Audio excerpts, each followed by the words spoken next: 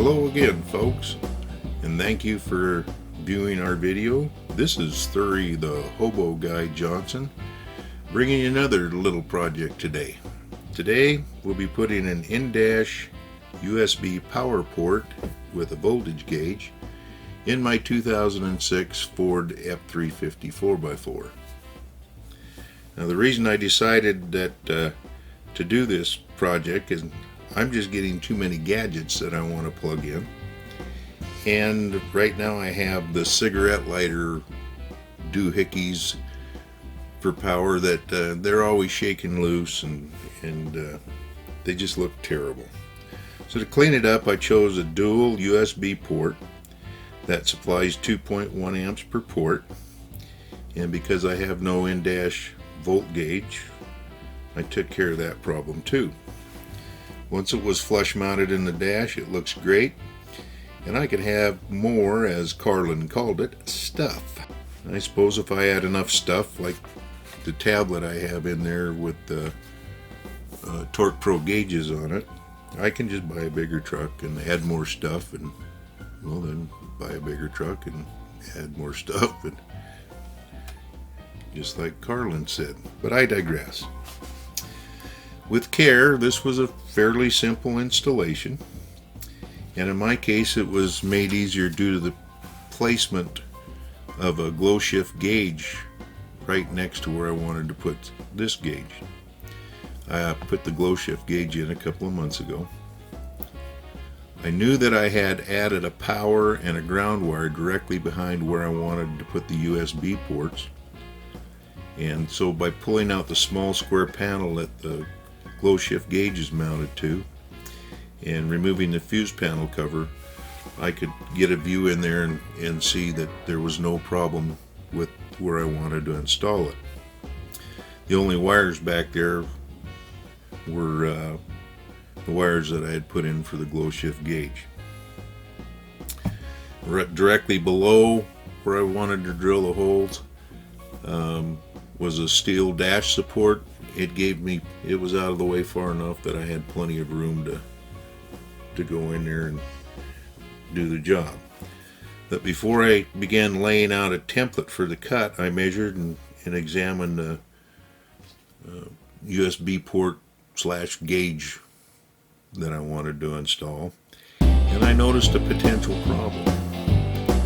On the sides of the gauge, the bezel only hid maybe a 1/16 of an inch at most.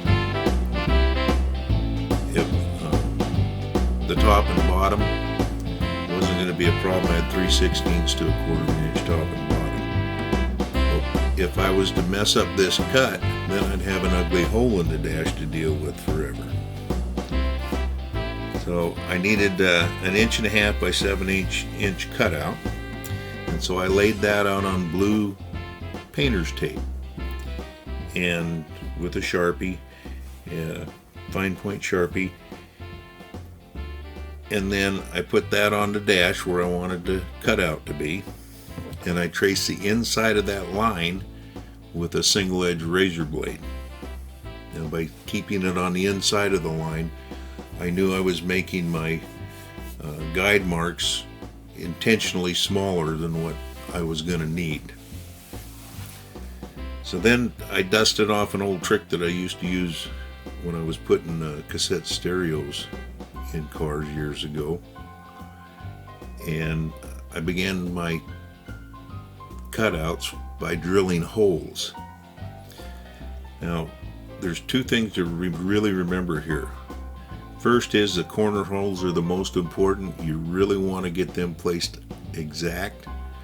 You want the edges of that drill to hit the inside of that line, top and side, all 4 corners. And the second one is it doesn't matter if you're not a good straight line, as my picture here shows. What matters is all those other holes have to be inside that line you scratch in there.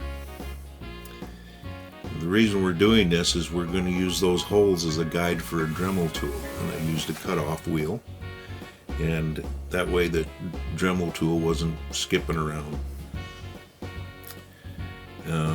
once you got it cut out with a Dremel tool, you can see it makes a pretty ugly hole. And then I took a drum sander on my Dremel tool, small drum sander, and I began very slowly and carefully widening those side holes, top and bottom holes.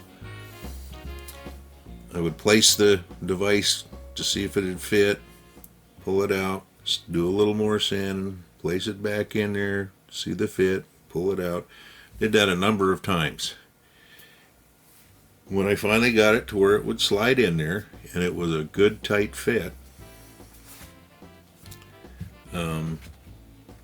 it was time to start working on the wiring.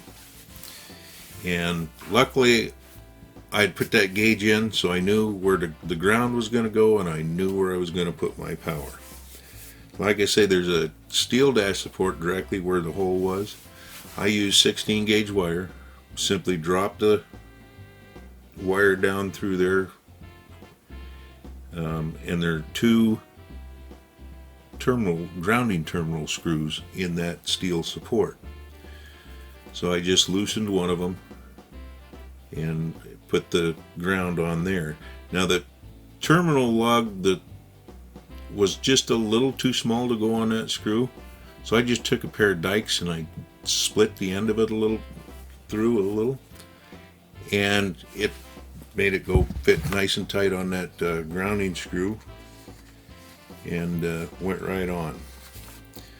So then on the positive, I knew I had put a positive lead in there for the glow shift gauge, and with that glow shift gauge came a little fuse block tap, and that tap went into a switched feed in my fuse block.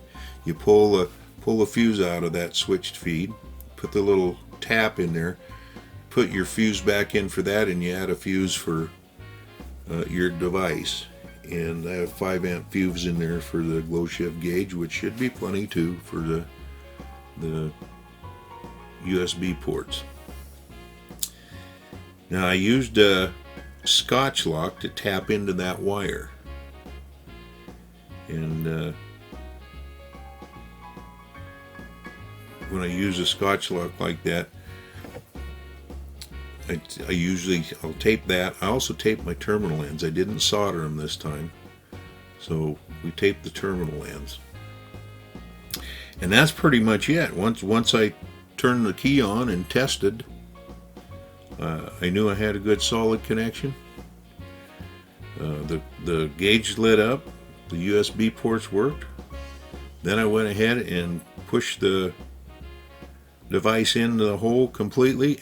It'll take some doing to get it out of there. I might have to break the dash if I ever have to take it out. It is a very, very tight fit. Didn't have any ugly holes off to the side. So that was my project for today. I hope it's of some use to you. Again, I thank you for doing our video, and please subscribe. Leave your comments. I'd like to thank Google for supplying the background music for us. If you think it's cool, if you think it's groovy, if you think it's hip, well then, like it, don't like it, give us some comments. And again, please subscribe. That's it for me today. Thury the Hobo Guy Johnson. I hope you guys have a wonderful, wonderful day. Thanks for listening.